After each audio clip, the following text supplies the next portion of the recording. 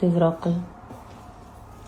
Bugun kam ko'rdim o'g'limni, faqat ertalab ko'rdim. Ketaman. Bay bay. Men ketdim, bo'ldi. Kirassam qilmayman. Ha! Bo'yamayman. Hayır. O'zim qorarman. Я соскучилась по сыну. Уезжаю и кидаю Камолу. Бай-бай. Ketdim, bo'pti, rahmat. Mani onalar tushunishadi. Bilmayman shunaqa vaziyat bo'lganmi sizlarda yo'qmi? Ishonasizlarmi? Shunaqa darajada o'g'limni sog'inman, bog'chaga berganman-da.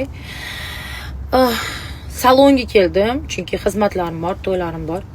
Makiyaj qilmasdan chiqib ketdim. Tonalka qilib bo'ldi-da, yana keyin bo'ldi Kamol, cho'ta ichlarim yonib ketyapti, o'g'limni sog'indim. Kam ko'rdim bugun, faqat ertalab ko'rdim-da, yana ketqizib yubordim. Shunaqa darajada farzandni yaxshi ko'rish bo'ladimi? Menimcha har bitta ona shunaqa. Lekin men qanaqadir fanatik onaman, menimcha.